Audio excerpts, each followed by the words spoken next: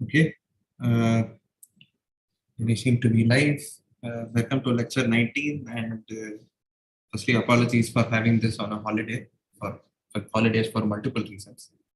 Like Happy New Year to people, Happy Ambedkar Jayanti. Yeah.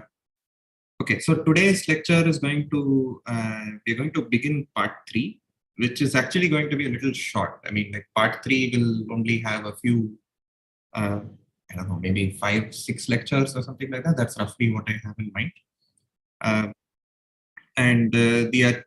The whole of part 3 is going to primarily deal with working with integers and trying to do things with integers. So part 1 was about groups, part 2 was about polynomials, and part 3 is about integers, which in some sense is more basic, but we'll end up using polynomials and groups for many of the analysis. So this appeared to be the right order of things to do.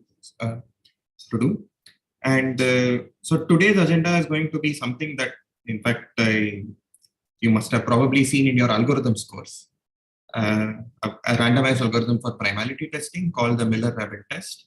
And I want to do this again, I mean, like, even though you may have seen this in your algorithms course, because I also feel it sets up the stage for the next lecture where we'll be doing the AKS primality test. Okay, so let me just quickly recap the few things that we will need from the previous lectures and so on. So we saw a lot of things in part 1 and part 2. Part 1 dealt a lot with groups and somehow Lagrange's theorem and generating sets, etc., and algorithms with regard to you're given a generating set and you want to say some interesting things about the groups, etc., kept coming up. That was part A, and the main focus of part A, a lot of the tools are primarily, I shouldn't say primarily used for, but one sort of very important problem for which those tools become applicable is the graph isomorphism problem. And towards the end of part 1, we saw some examples of using graph isomorphism, using group theory for solving some special cases of graph isomorphism at least. And then we went to part 2, where there was a whole bunch of tools that you probably learned. And in my opinion, one of the most important tools is this notion of Chinese remainder theorem, which is something that is used very, very frequently. And it's sort of, let me just state it in the most general form, and then I'll specialize it to integers, because in part 3, probably that's what we're going to end up using. Okay, the most general form is that whenever you have a ring R and you have a bunch of what are called co-maximal ideals, okay, or this is like the right generalization of co-prime or something, then you basically say that this quotient ring. So co-maximal here is like pairwise co-maximal? Pairwise co-maximal, again. Yeah. So then the most general form of Chinese remainder basically says that this quotient ring, where you look at R quotiented by I1 through IK. By the way, I1 through IK in the setting when they are pairwise co-maximal also happens to be the intersection. I might forget one thing, but it's like if you are given an ideal I, so and if it is a co-maximal, then there will be unique. No, a single ideal is never. I mean, no, not single ideal. I'm saying a pair means in I dash.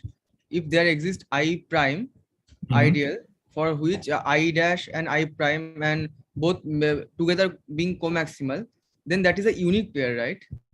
Means no, you cannot get another I double prime, something like that, so that I dash will and I double prime will be co-maximal also. No, it can. So because just again, in situations like this, always think of the integers, which is perhaps something that is more familiar. A co-maximal ideal in the integers just refers to co-prime numbers. Okay, you are taking any co-primes. Yeah, so you can take 3 with 5, with 7, with anything. So all you are saying is that the smallest ideal that contains I1 and I2 together is basically the whole ring. Like there is no way of somehow covering I1 and I2, but not covering all of that. So that's why it's called co-maximal. And these constraints could happen because of many other reasons, right? So, yeah. So the Chinese remainder basically says that this ideal, which is something that you might often care about, the left-hand side, which is just you're just looking at R quotiented with either the intersection or the product, I mean, whichever you're more familiar with. Turns out this ring is isomorphic to the direct product on the right-hand side. So in some sense, you can think of every element here as a tuple of elements on the right hand side, and you do all your operations coordinate wise. If you want to add stuff, you add them coordinate wise. If you want to multiply stuff, you multiply them coordinate wise. And it says these two are identical. I mean, like there's no loss of information at all. As rings, they're isomorphic. Okay.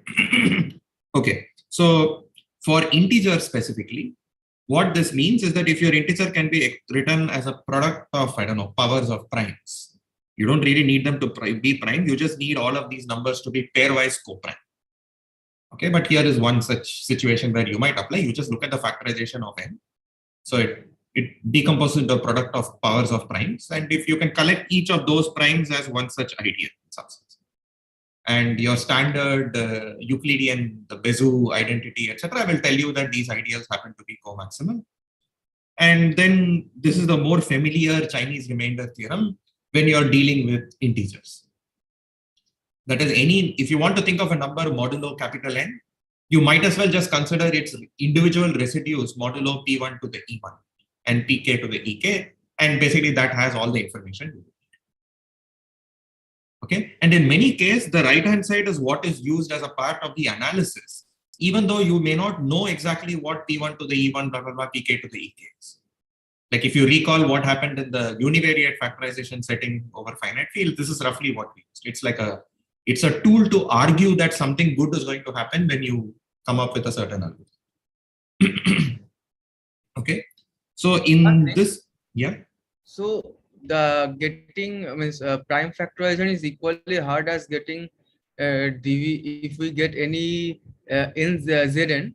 To write it the product of zpi. No, but even to express the right hand side, I need to know what these pi's are. I am saying though both are equally NP hard, right? Or no, to me that, I mean, like without knowing P1 to the E1 blah blah blah till Pk to the Ek, what does the right hand side even mean? Like what am I supposed to output? Okay.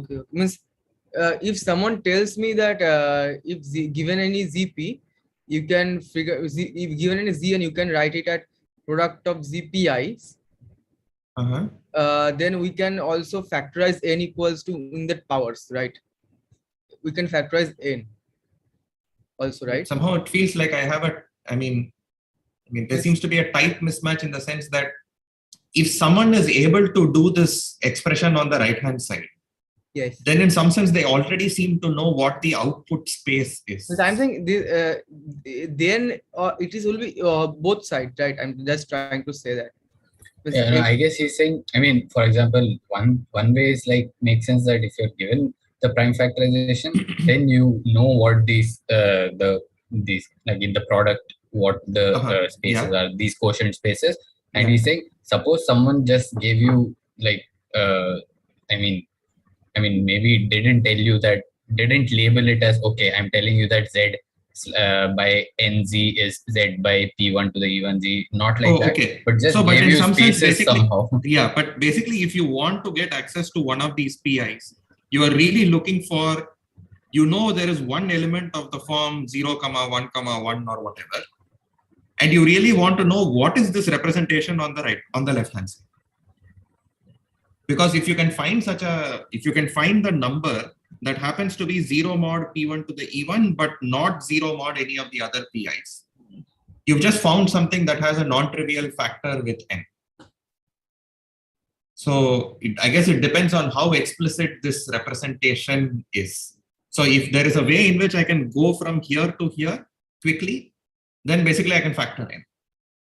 As a group, if we look at Zn, we might have more tools to factorize it than when we are doing prime factorization, right? No, by the way, this is an expression which is true as a ring, which means it's true as an additive group. Yeah. And it's also a ring means I am trying to say that suppose we have given n and we are asking to do find the power factorization of prime factorization of n, right? So the number of tools or whatever the available tools we have for factorizing is more and if you given a Zn and try to find the product of ZPI such that the above relation can be held.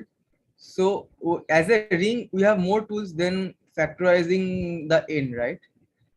I mean, I don't know if is that a question that I mean, I don't know how to formalize something like that. I am saying given two problems, means the problem that factorizing n and the problem that factorizing zn are equally NP hard, or so like, firstly, okay, neither of these problems are NP hard. That's one thing. But it's believed to be hard in some other context. But if you know the factorization, often you can write down the Chinese remainder representation also. By that, what I mean is you can come up with maps from the left-hand side to right-hand side and vice versa. And similarly, if someone gave you a map from left to right and vice versa, I just showed you how you can factorize it. So in that perspective, these two appear to be of the same complexity. Because if all I'm given is maps via this type, and I want to know if I can figure out a pre-image of this, I now know what P1 is. So now you can keep using this to basically get P2, P3, all the way to PK. I don't know if that answered your question. yeah. Okay. So, in this part, we are primarily going to focus on two questions. In fact, they're both related to each other. So in some sense, the main thrust of everything that we are going to do in part 3 is going to be to factorize a given number. But obviously, I mean, a lot of our banking, crypto, etc., depend on this particular problem being hard. So I'm obviously not going to come up with a polynomial time algorithm to do factorization. But also considering this is a problem that's so important that all our banking and crypto, etc., seem to depend on it, even heuristic methods that sort of seem to do better is something we need to be cognizant of. Because, I mean, at the end of the day, I mean, like, if you want to crack a crypto system or something, you don't particularly care about whether, it is provably efficient or something. As long as you finally get your key, you're fine. So we'll sort of come up with some heuristic approaches, and there's some really clever algorithms for factorization that we will see in this part of the course. But somehow a precursor to all of this is the more basic question of just telling whether a number is prime or not. So like, for example, when we were talking about factoring polynomials, somewhere in the middle, we also need to somehow first, before we can find the factors, we first need to figure out, do factors even exist? Like, or the polynomial, is it something that is irreducible? And the corresponding notion here is that I give you a number, I want to know, is there a non-trivial factor there or not? So that's the decision question of just figuring out, is there a non-trivial factor or not? And that's the same. That's like asking, is the given number a prime number or not?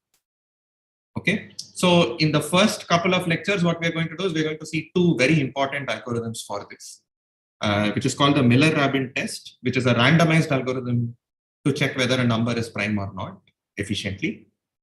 And in fact, in my opinion, it's one of the simplest to explain algorithms for primality testing. There are plenty of randomized algorithms that we have for primality testing, but I think Miller-Rabin is one of the simplest to state. But the downside, not a downside really, is that you probably have seen this in your algorithms course. But nevertheless, we're going to do this again. And then we will see the Agrawal-Kayal-Saxena test, which actually is also a very simple to state test. Okay, the analysis is a bit more involved, but it's surprisingly simple, and we'll see that in the subsequent lecture. We'll just build up a few tools before we see the Agrawal-Kayal-Saxena test. Okay. So therefore the task that we have in mind is that I am given a number capital N, and I want to know if this number capital N is prime or not. Okay. So before we begin, let's first ask ourselves, what is the input length? Okay. So obviously the number capital N is going to be provided to us in binary. So therefore the input length is about logarithmic in the magnitude. So in some sense, the number of digits or number of bits, etc. So the goal is to come up with algorithms that run in time poly in log of capital. Okay, that's what you are after. If you're allowed to run in time poly in capital N, you can do the stupid thing of just try out all numbers smaller than capital N and figure out if any of them divides capital N or not. Okay, so the reason the problem is interesting is also that you would like to do this polynomial time in the input length, which is only logarithmically large in the magnitude. Okay, so that's the thing. And almost all primality tests basically follow the following approach. Okay, which is what you do is you try to find some known property of primes. Like for a fact that primes satisfy a certain property. Okay, and you use that as a way of testing whether a given number is prime or not. Okay, and especially if the property is an if and only if, it will be awesome because at least it tells you that a number will satisfy this property if and only if the number is prime. So that will give us a way of doing things. But often many of these properties will be of the form, for all choices of a certain number, something happens. Which means that even if you violate the property, you might just be able to say that, okay, there are some violations. There are some choices of this number A such that the violation happens. But hopefully there are plenty of such violations if it is not prime. And that often yields an algorithm. Okay, so what we are going to do today is we are just going to take a few properties that we are familiar with and just try to see how to build an algorithm on top of it. Try to see if that is already going to be good enough and if necessary, augment those algorithms. Okay, the most basic property is what's called Fermat's little theorem. Okay, it's from your, probably one of the first things you learn when you learn modular arithmetic. Okay, which is the fact that when P is a prime, then A power P minus 1 is equal to 1 mod P. Another way of, this is just an alternate way of saying is that the set of residues, non-zero residues modulo P under multiplication forms a group. And the group is of size P minus 1. So obviously any number raised to power P minus 1 will be equal to the identity element in that. So it's just a different way of formulating the same. Okay, so this is something that we know. This is true. I should mention for all primes.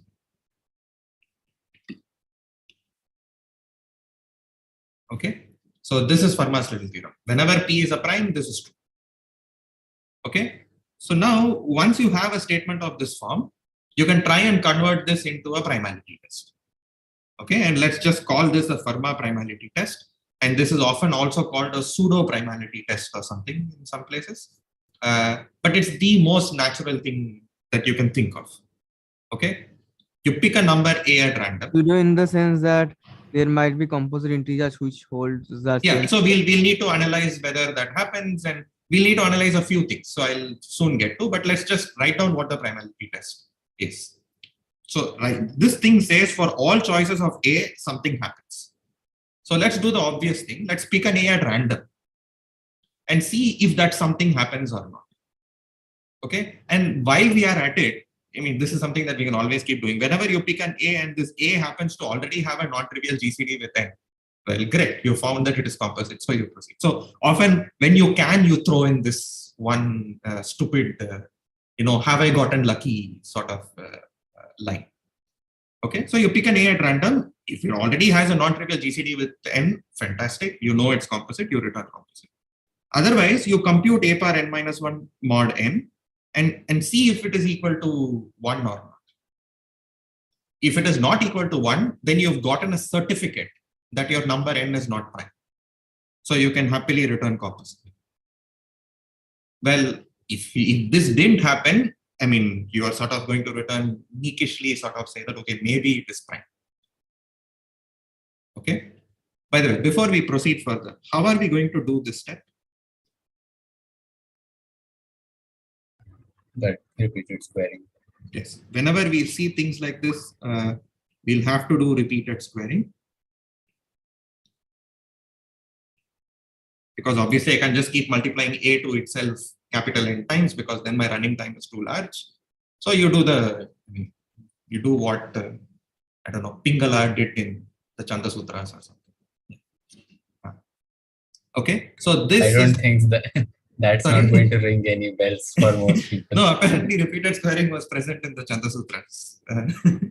What is this Chanda Sutra?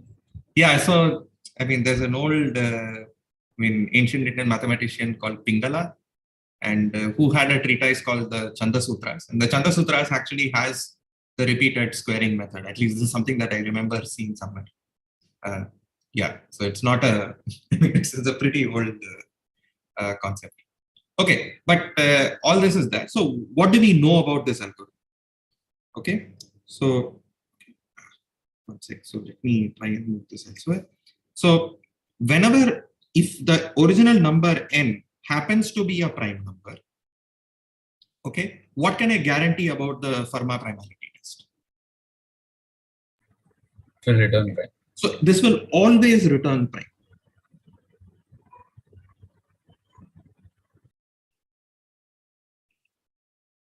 Because no matter which choice of A that I have, I know for a fact I will never get this.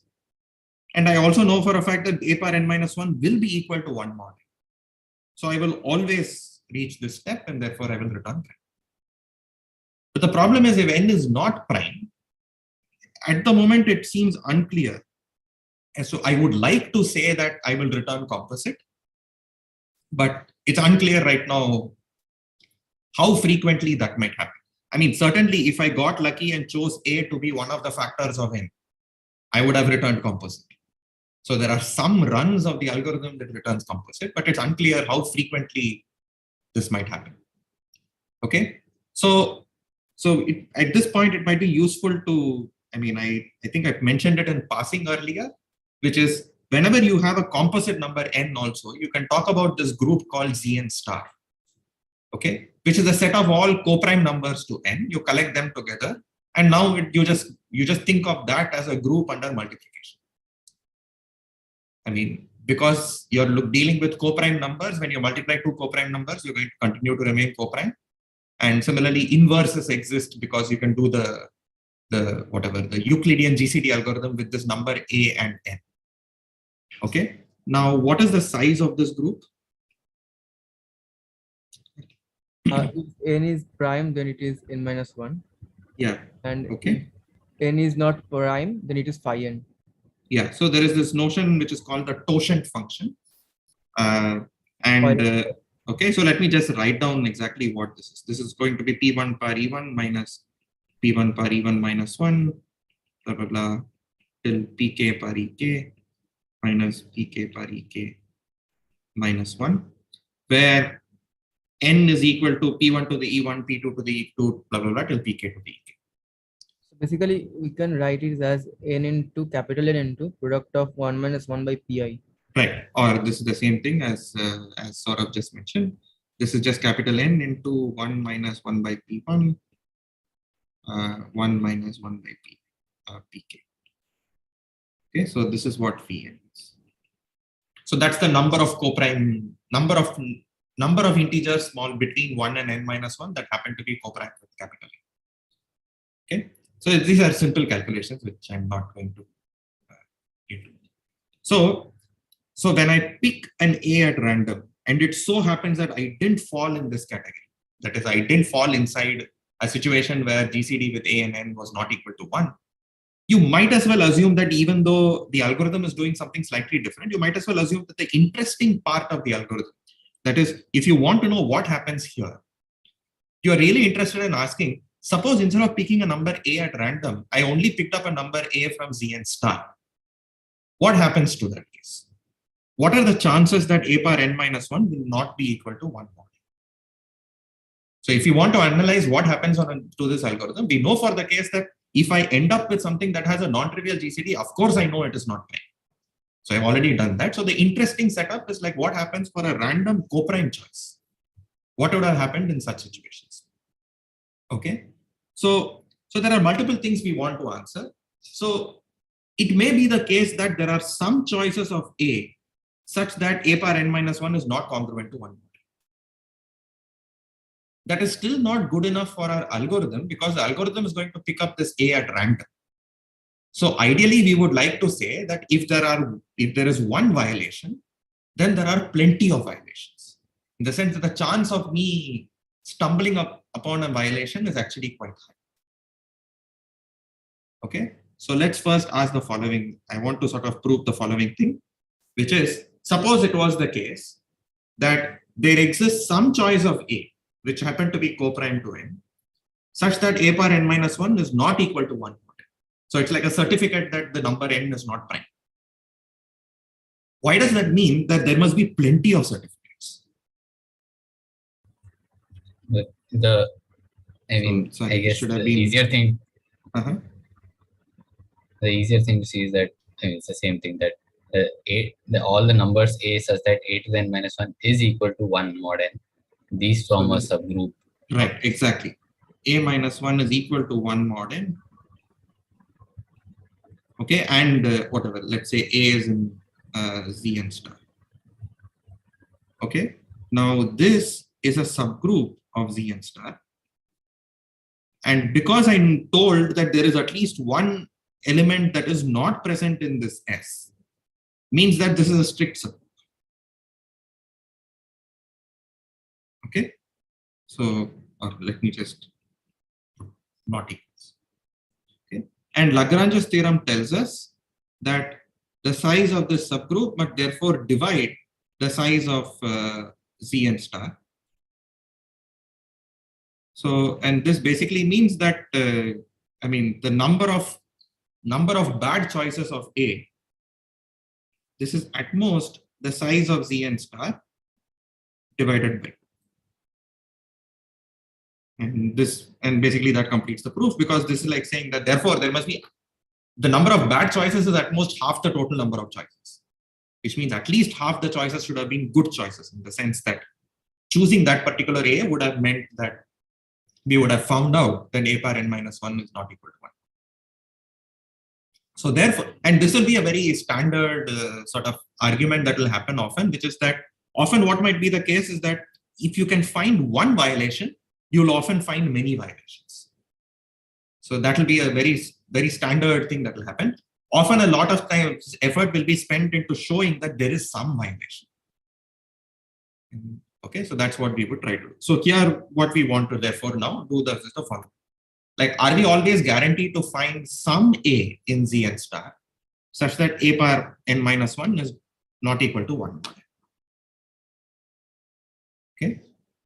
And the answer to this is unfortunately no.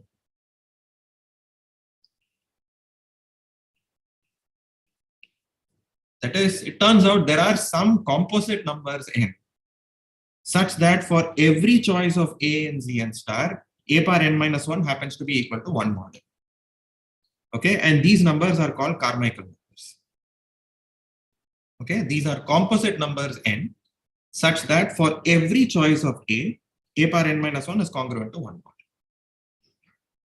Okay, and here are a few examples of Carmichael numbers.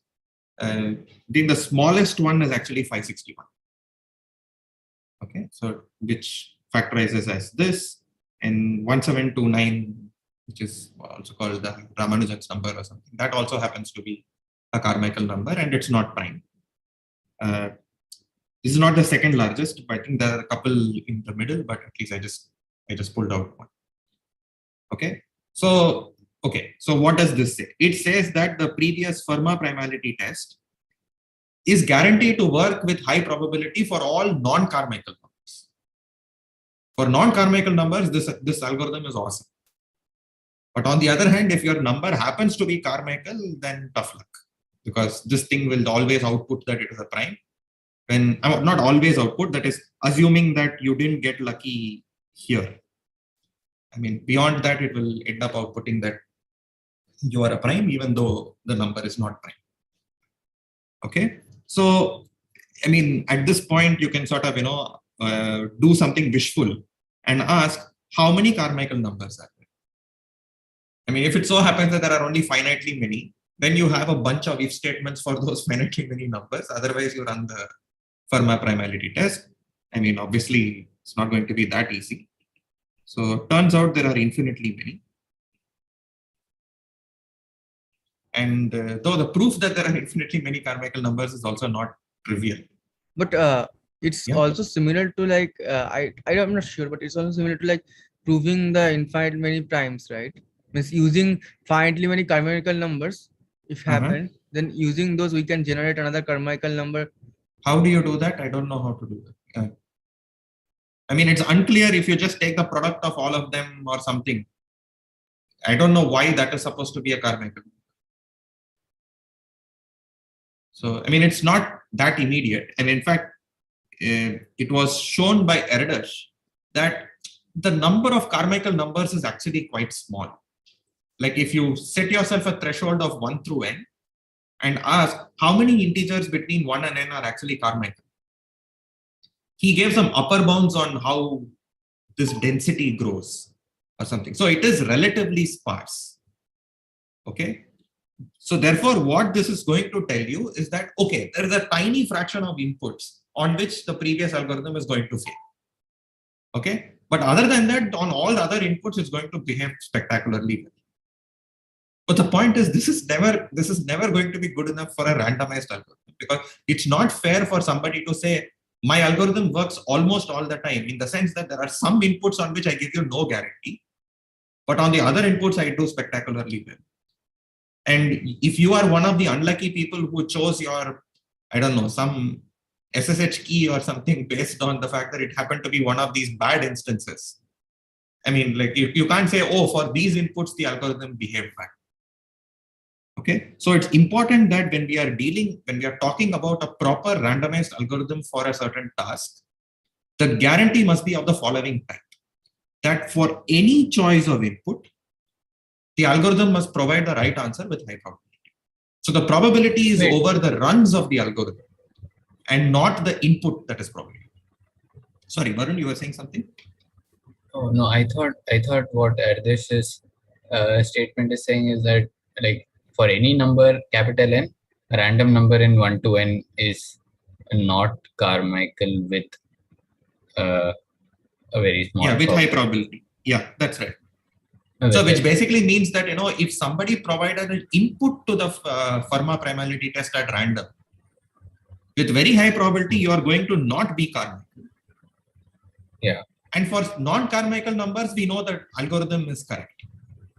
Yeah. Like it returns the answer with high probability. So what this is basically saying that for almost all inputs, the algorithm provides the right answer with high probability. But that's not what we want. Like it still means that if I gave it the number 561, it will say something stupid. It will say that it is prime very, very often, even though the 561 is not a prime. So that's what I mean. What we want is that for every choice of the input X, okay, you toss coins after that. I don't care.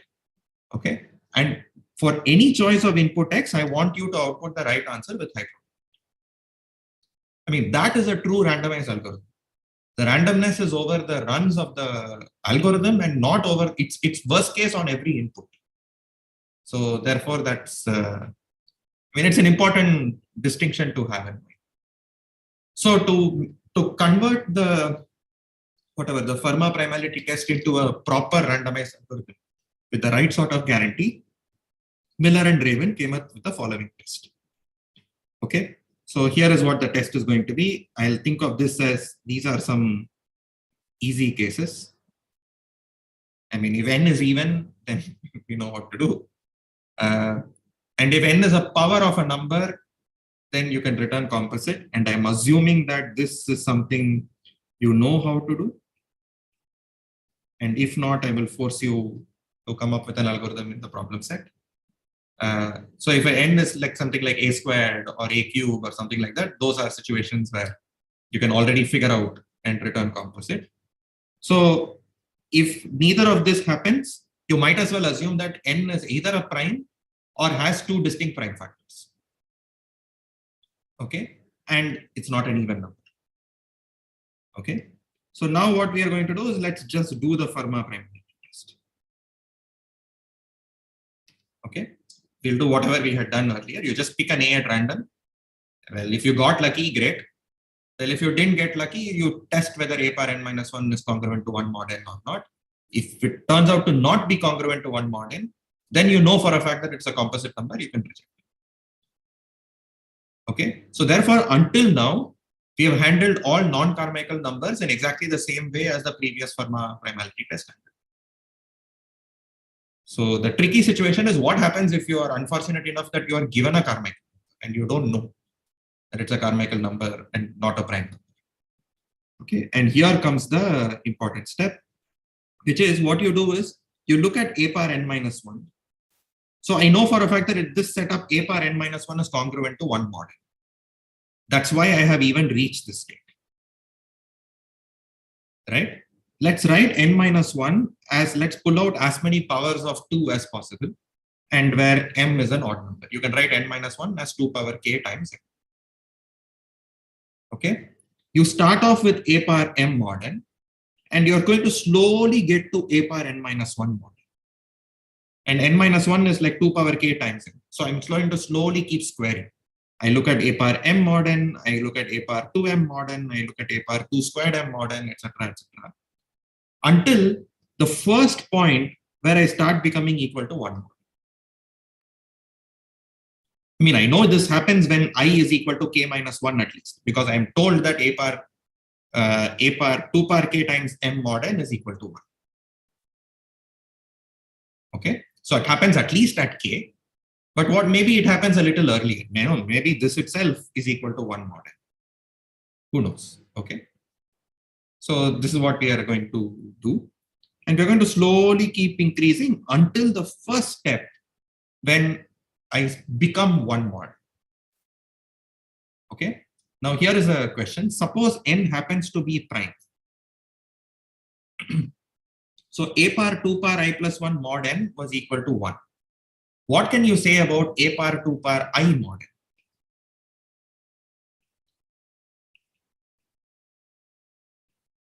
What should a power 2 power I times m mod n be if n were a prime?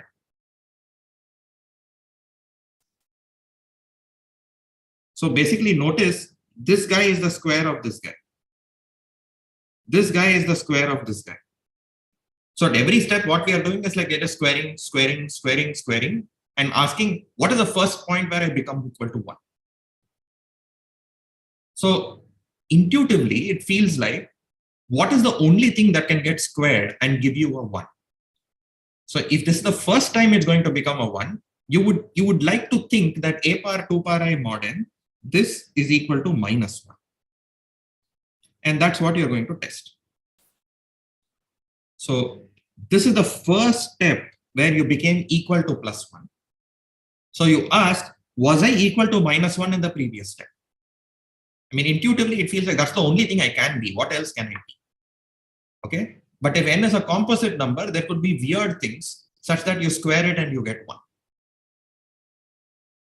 Okay. So if it so happens that a power 2 power I 2 power I times m is not equal to minus 1 mod n, then I have found a certificate that it is not a prime number. So I return its composite. Okay. And if this didn't happen, I'm going to say, well, I think it is prime. So the guarantee that after before 2k steps, we'll get some I for that it will congruent to minus 1 mod n will happen. With probably is it a sure event if it is composite until now? Sorry.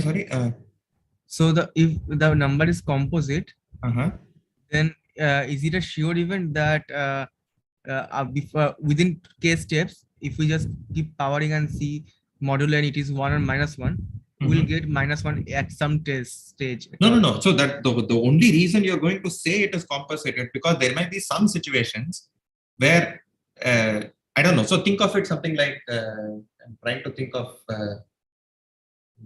maybe examples for this. So why am I not able to come up with a situation where I have a prime number and that plus 1 is a perfect square? Someone have an interesting situation? 3 is prime number, 3 plus 1 is a perfect square. Okay, so then 2 is currently minus 1, but okay, no, but I'm thinking of some composite thing. I'm not able to think of it off the top of my head. But the point is, there could be some situations where you have a number currently which is not equal to 1 or minus 1. At the moment, it feels like some garbage residue of n. But somehow when I square it, I end up getting 1 mod n. And that can happen only if the number is composite, because if you look at the equation z squared minus 1 equals 0 over any prime field, there are only 2 roots to this equation, z equal to 1 and z equal to minus 1. So if something got squared and you got 1, over a prime number, the previous step has to be a minus 1, or you were minus 1 already. Sorry, you are plus 1 already. Okay, so which is why the moment you get a non-trivial number that is squaring to give you 1, you know for a fact it's a composite number. You can safely return composite. But what is unclear is, well, even if the number happens to be, a prime, like a composite number, why is it the case that I will end up in this situation with high probability? That is what is unclear, and that's what we need to prove. Okay, so this is the Miller-Rabin primality test. You basically, I've sort of set up a few, like for example, if a power m already equals 1 mod n, well, then you say, okay, fine, it's probably equal to prime, because there's no previous, step or whatever. But suppose this was not equal to 1 mod n, you just keep squaring it until it becomes 1 mod n. And at some point you became 1 mod n, so you just ask, what was I at the previous step? If I was something unusual, that is, I was not a minus 1, then I know it is a composite, so I return composite.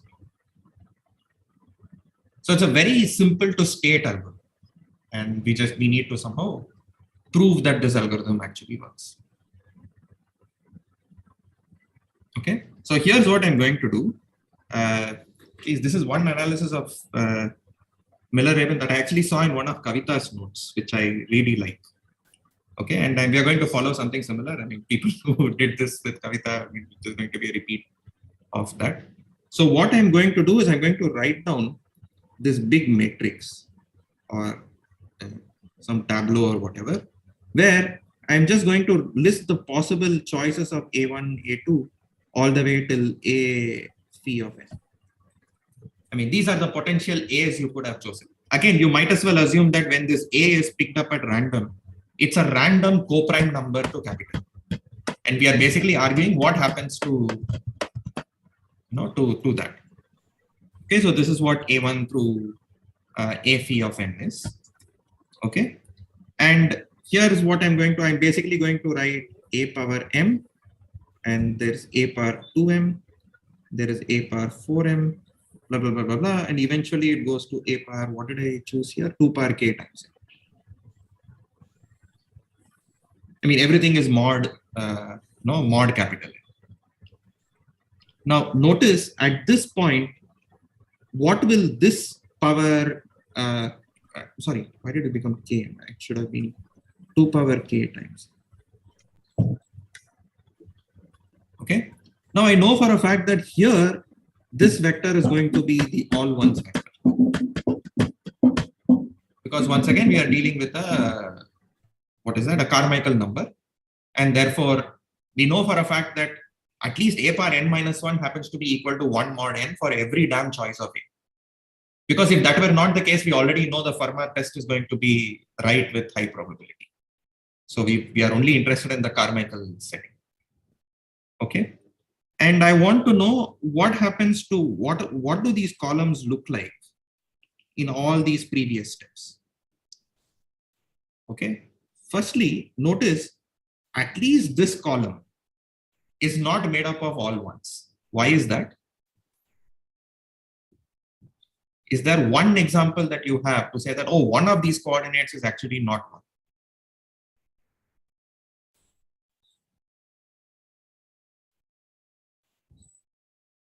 So I know that m is an odd number. There should be some minus 1. Right. So in fact, let's without originality, assume that the first guy is 1 and the last guy is minus 1. That is minus 1 mod n or n minus 1 or something. Minus 1 raised to the power of an odd integer will still be equal to minus 1 mod n. Right. So therefore, at least this one entry is minus 1. I don't know about the rest of the entries in this column. Okay. So I'm told there is at least one column which is not all ones. And at some point, this became all ones as I kept on squaring. Okay, which means at some point in the middle, you must have gone from something not being all ones to something being all ones.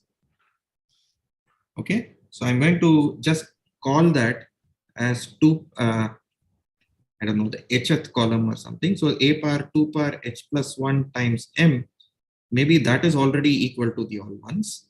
But a power 2 power h times m, this is something that is not all ones. There's something else there. Something other than all ones is present there. So far, so good. I mean, is the picture sort of clear? So what is happening in our algorithm is the following. We end up choosing one of these rows. And we are basically going to read off this row and figure out what is the first point where I end up seeing a 1. And we are asking, is the previous entry equal to -1 or not? Okay, so that's what we are doing. And this particular matrix is sort of looking at things as to what is happening globally, like across all the A's, like what is happening. Okay, so far is it clear? Okay, so let's prove the same sort of situation, which is that that is, if there is one violation, I want to say there are many violations. Okay, so what I know right now is that this is all ones and this is something that is not all ones. Okay, and I'm desperately looking for one of these non-trivial values that are present in those columns. That is, I don't even want it to be 1 or -1. I want it to be one of these unusual things such that when you wear it, you end up getting 1, even though it is not -1.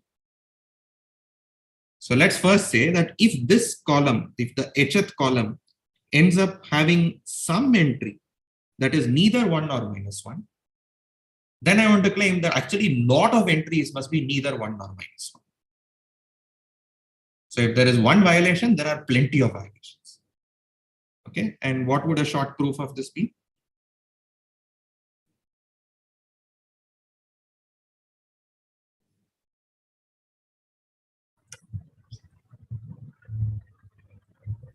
Oh, what would you want to do here? So how do we prove this statement? I want to somehow claim that you are given a promise that one of these entries was unusual. Like it's neither 1 nor -1. Why can I now say that at least phi of n by 2 of them must have been some garbage entries? I mean, the same, this Lagrange kind of. Exactly, same proof. You look at this set S, which is a set of all A in Znstar, such that A power 2 power h times m, this is equal to either +1 or -1 mod. Okay, and this happens to be a subgroup of Znstar. Same argument. And in fact, it's a strict subgroup because we have just been told that at least there is one choice of A, which is not present in S. So that automatically tells us that the number of entries or number of rows where the corresponding entry is either 1 or -1, it's at most half the total number of rows. Which means at least half of the rows must involve some other nonsense. Okay, so that basically tells us that there is some entry if there is some entry in the hth column which is neither 1 nor -1, then there are plenty of such entries. Okay, so the next step is going to be to somehow prove that if it so happens that your number n has at least 2 prime factors, then I want to claim there's at least one entry in that hth column that is neither 1 nor -1.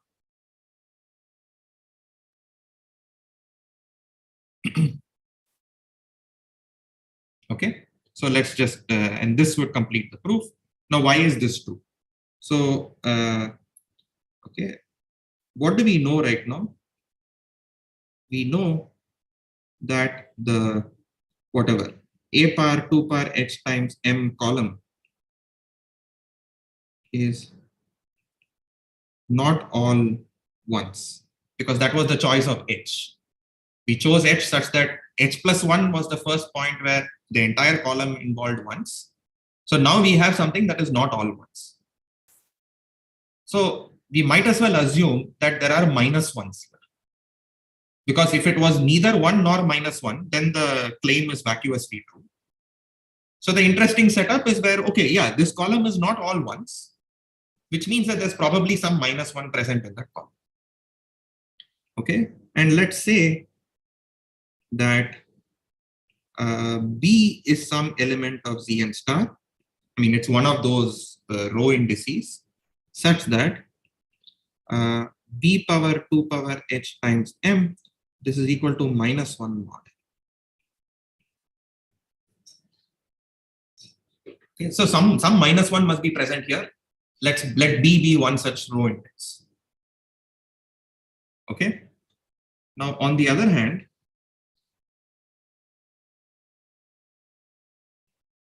okay, 1 power 2 power h times m, this is equal to 1 mod. So this is at least telling you that if I focus on this column, this one row is always going to stay ones, of course. But there is some B here where this is equal to minus 1. That's what we have so far. Okay. Now, I want to come up with this weird, one of these unusual things where whatever that thing power 2 power h times m is not 1 either, or it's neither 1 nor minus 1. So how would you go about doing something like this?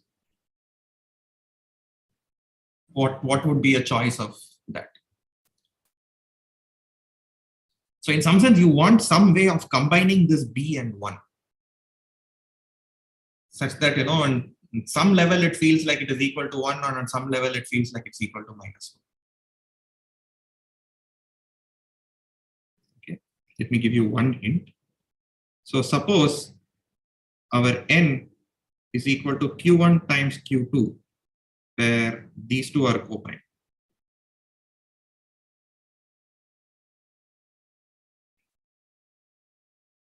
Okay, then what do we know?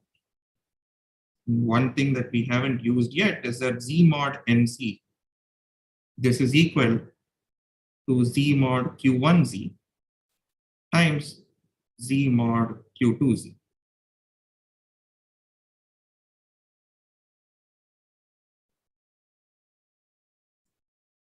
Okay, now how do you complete the proof? So you are looking for something that at some level looks like the B that we have, and then some other level looks like 1 that we have, so that it's like neither 1 nor minus 1. That's the sort of thing you're looking for. Now on the right hand side, I've just written to you something where everything looks like a tuple. Okay, so what would you want to do at this point?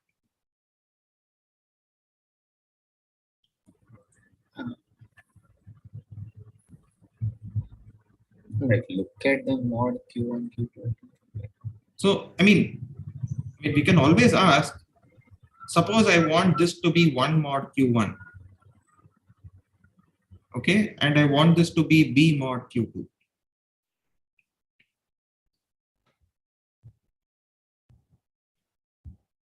I mean, Chinese remainder theorem says that you choose your favorite 1 and B. There is always something on the left hand side whose individual residues will be whatever you want. Right? So this means that there is some C such that this happens. So are we gonna make it some 0 there somehow? No. So I'm just going to take C to be the corresponding row index. But I need to argue something at this point. I mean, so firstly, I am claiming that this C is an element of Znstar. Can someone say why?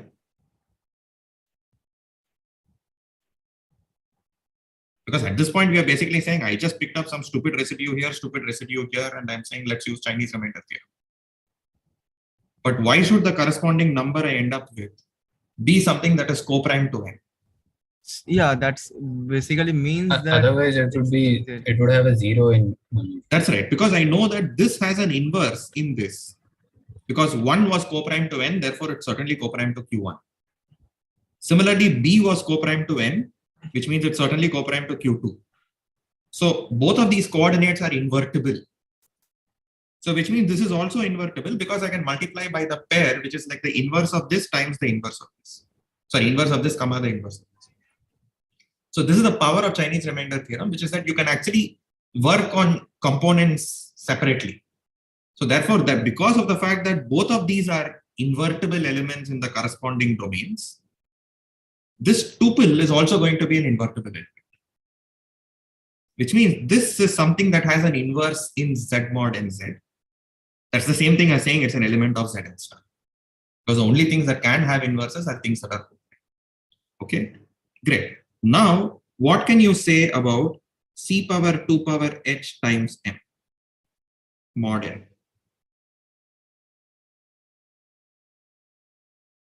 I want to claim that this is not equal to 1 or minus 1. Well, why is that? Well, suppose you say, no, it's equal to minus 1.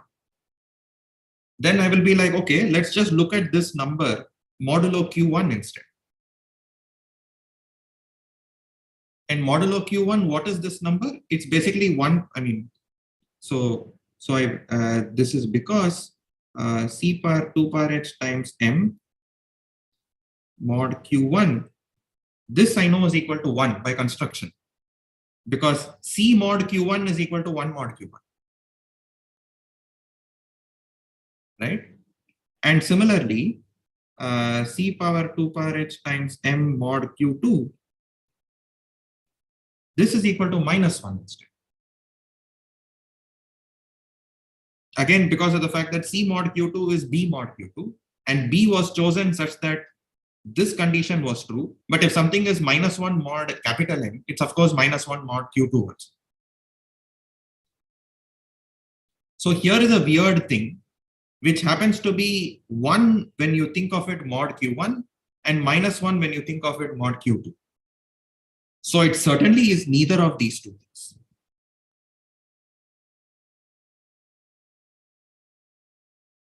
Okay, so you have this weird thing where in the Chinese remainder representation, c power 2 power h times m looks like 1 comma minus 1 or something of that sort. So which is why when you square it, you get 1 comma 1, which makes perfect sense. But 1 comma minus 1 is not 1 and it's not minus 1 either. So that basically tells us that you've just created an element C such that the cth row in this matrix, I mean, it had 1 on the h plus 1th column, but this appears to be some garbage. If we got something that was a non-trivial residue modulo n, such that when you square it, you got it. So you got 1. So that basically tells us that actually lots of entries here are going to be neither 1 nor minus 1. And that is the reason why when you pick up a row at random, very likely you're going to end up choosing one of these lots of entries. The chance of you picking up one of those rows is at least a half. So which means the first time you see a 1 is actually here, and prior to that you would have seen something not a 1 or a minus 1. So you would have actually returned composite. So this basically completes the proof. So this basically says when we choose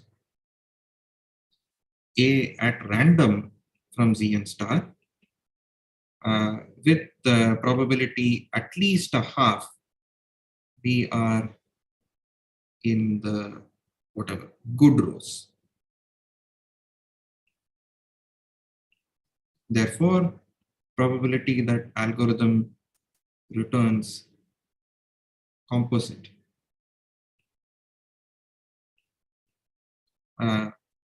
for such n,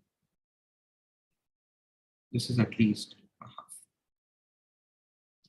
So for these composite numbers that have at least 2 different prime factors, we have just argued that this algorithm will actually say it is a composite number with probability at least a half. Okay, so that completes the proof of the Miller-Rabin. So are there any questions so far? Okay, good. So in fact, many of these primality tests have this property that when it says a number is composite, it actually gives you a good reason why it is saying that the number is composite. It's sort of telling you, giving you a certificate that the number was composite. Like the Fermat test will basically say, hey, if the number was prime, a power p n minus 1 should have been equal to 1 mod n. Here is an a that is not. And similarly, the Miller-Rabin test will say, hey, look, either it must have been the case that a power n minus 1 is not 1 mod n, which is the same sort of certificate as earlier. Or I'm saying, here is a number that is neither equal to 1 nor minus 1. But when I square it, I seem to be getting 1. So that is a certificate that the number is not prime. Okay, you can think of it as like, these are witnesses for the number being composite. And the witnesses are not just that I tell you what a factor is. I could be giving you a different witness of this type, which doesn't seem to reveal much about exactly what the factors are, but it at least is convincing you that it's not prime because here is a test that the primes ought to have succeeded, but this is something that is not succeeding. So one can think of it as you're giving a witness to a number being composite. And now one could ask for the same thing in the sense that, are there certificates for a number being prime? Okay, like, is it possible that you can somehow prove to me that a number is prime by providing one of these witnesses? Okay, it's like an NP, co-NP sort of question that we are asking. And turns out that there are these things called elliptic curves that you can use. And Goldwasser and Killian came up with a way of generating these certificates for primality. I mean, this is way beyond what we want to do in the course. So I'm just going to mention this. So there is this elliptic curve primality certificates where I can somehow convince you that a number is prime without actually running a primality test per se. But there is a certificate for primality you could also provide. Okay, so that's all I'll say about the Miller-Rabin theorem. And I just want to set up the stage for the next algorithm, which is basically going to be, it's like a version of the Fermat primality test, but for polynomials instead. Okay, so I'm going to talk about one other property of primes that is something that you may have seen earlier, and we're going to convert this into an algorithm.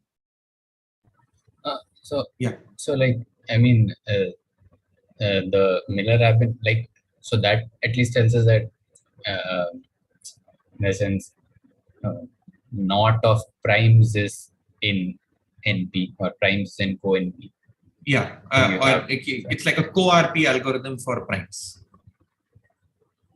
And the algorithm, yeah, sure, but I mean, at least whenever things are, so when things are prime, when some number is prime, like there is, like this is the simplest way of getting a certificate for its primality, like this Goldwasser. No, so yeah, at the moment, okay, I shouldn't say at the moment, because at the moment the certificate is you run the AKS primality test.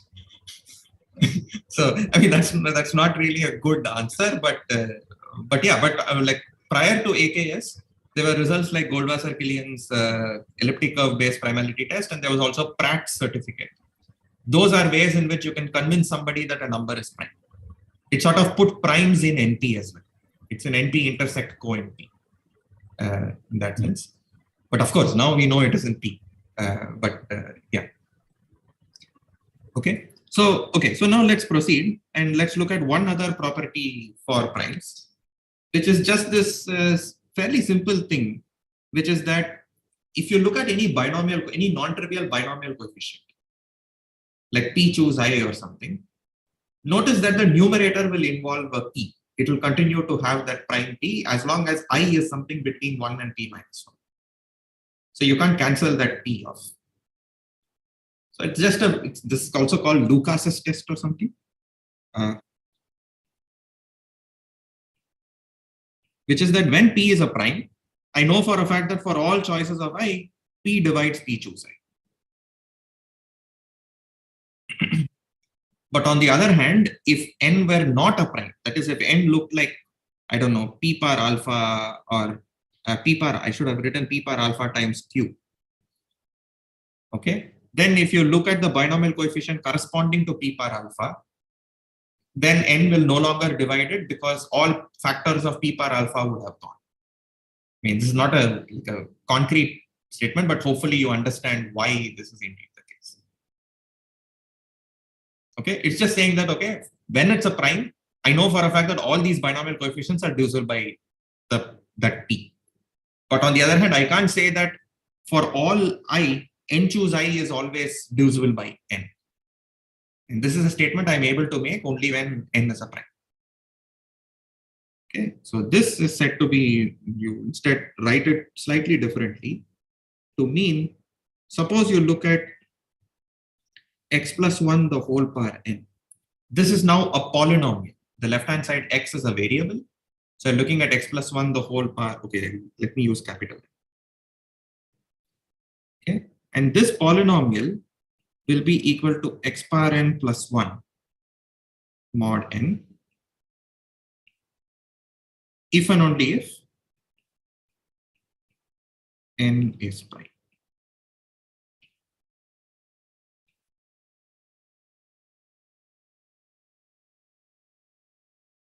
I mean, it's just from the fact that if you use the binomial coefficient here, except the first term and the last term, every other term will be divisible by that prime t. So therefore, all terms will cancel off when n is a prime.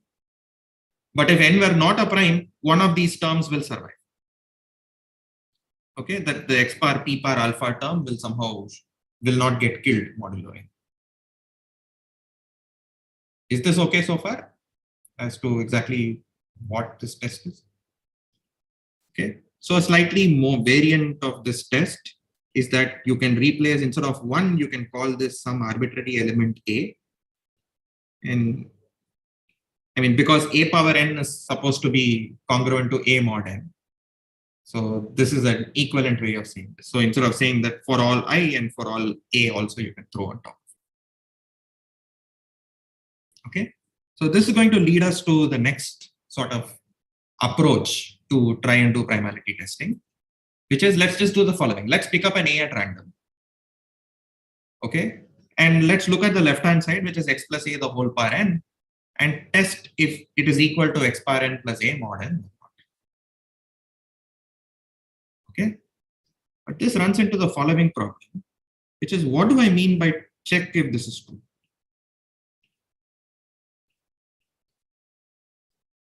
Because what does it mean to say I look at the left hand side and I expand it out? For all I know, the left hand side has n plus 1 terms. I obviously can't compute the terms one after another and check if that is, if do all terms other than the first term and the last term, have they died? I can't do that.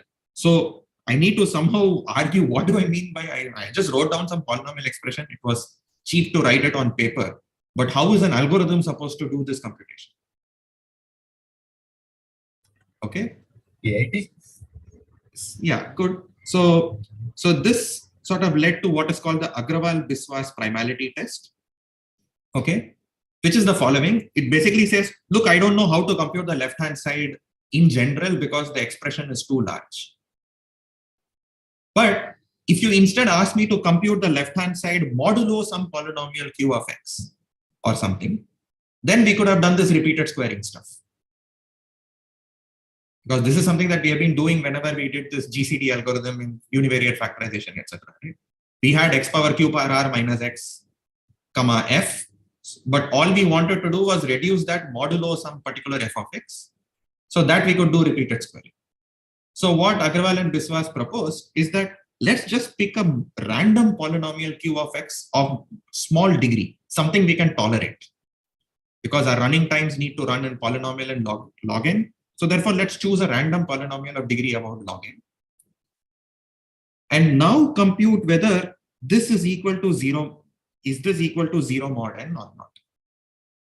But I'm now going to do everything modulo not just n, but also modulo q of x. Okay. And fortunately, this is something I can compute using repeated squaring, because this mod q of x is nothing but this mod q of x minus this mod q of x minus 1.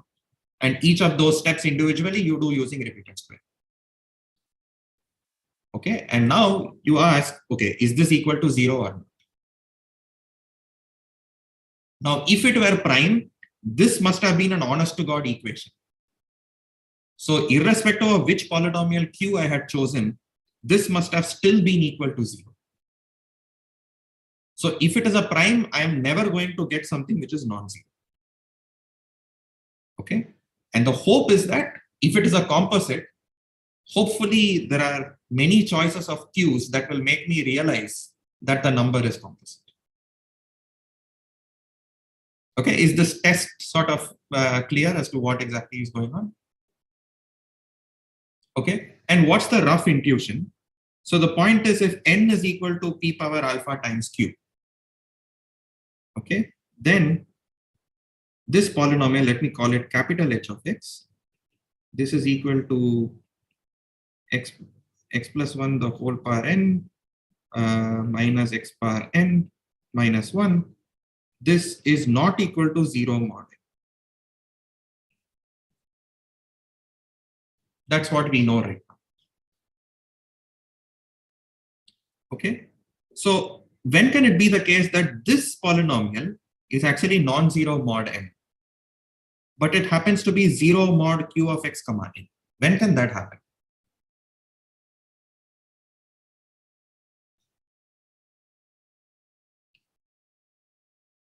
If it is 0, or rather if h of x is equal to 0 mod q of x comma n, what does this mean? When can a non-zero polynomial suddenly become 0 modulo q of x? I mean, it's a factor. Yeah, so this implies that this q of x must divide this polynomial h of x. I had a non-zero polynomial. I just got unlucky and ended up choosing a q of x which happened to be a damn factor. Okay, and then yeah, then it will become 0. So intuitively speaking, that's the reason why you're picking this q at random. It's like saying, I mean, my choice of a number could be bad because it divides this massive number. But you basically want to say, look, if I pick up a number at random, what are the chances that I end up dividing that number?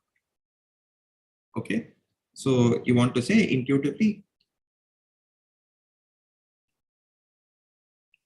there are lots of q's and only few of them can divide h of x. I mean, h is a polynomial of degree at most capital N. That's the largest degree it is. The number of different factors it can have is at most capital N of them. But on the other hand, you probably, there's probably a lot more like polynomials q you could have chosen from. So the chance that you ended up picking up a q that divides this polynomial h of x is quite small. This is only an intuitive statement, annoyingly, because this n is a composite number and not a prime number. So bizarre things may happen, but there is a way to formalize it to somehow show that there aren't too many choices of q's that will make this small h of x equal to 0, even though this capital H of x is non-zero. Okay, and that is basically what the Agrawal-Biswas primality test is. Okay, so therefore, with high probability, we will discover that h of x is not equal to 0. That is, n is composite.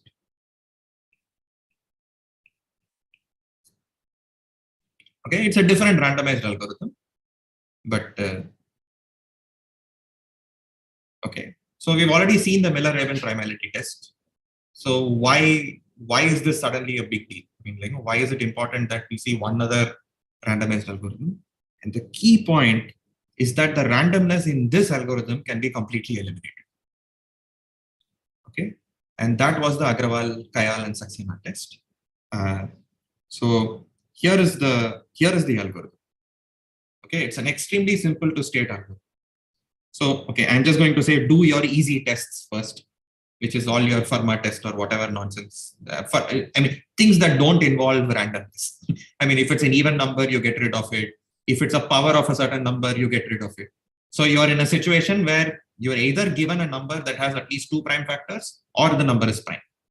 That's the situation you are currently in. So what you do is the following. You just set up 2 bounds, capital R and capital A, okay, which are both like logarithmic. Don't worry about exactly what this 5 and 6 are. It's just something that makes the proof work. Okay. And now you do some silly test, which is that if some number B up till this bound capital R divides the number N, well, you know for a fact that it is a composite number. You say, maybe I should put one strictly here. Okay. This is again one of those stupid, if I got lucky sort of tests. And here is the main test. I'm going to look at x plus a the whole power n minus x power n minus a. This is the polynomial small h of x that was there above, except we had put the a equal to 1 in small h of x. Here I'm just going to run over all possible a's in this range. Okay, and again I want to test if this is equal to non-zero, it's a non-zero or not. But obviously the degree is way too large on the left hand side. I can't quite compute that. So previously we've said that we'll pick a polynomial q at random and go modulo those polynomials. And AKS basically says, no, just look at polynomials of the form x minus 1, x squared minus 1, x cubed minus 1, blah, blah, blah, till x power capital R minus 1. Just try out those polynomials. Okay. And if any of these tests fail, that is, you notice that it is a non-zero polynomial, then you can safely return composite. And then the killer is basically that it so happens that if all of these tests succeed, you can actually safely return that the integer is prime. Okay, this is the AKS primality test. It's just you set up some bounds and you basically, the Agrawal-Biswas test was checking if x plus 1 power n is equal to x power n plus 1. Instead of x plus 1 power n, you're now going to try x plus a power n for all choices of a until this range. And because the degree on the left-hand side is too large, I will only test this modulo x minus 1, x squared minus 1, x cubed minus 1, blah, blah, blah, till some x power capital R minus 1. Okay.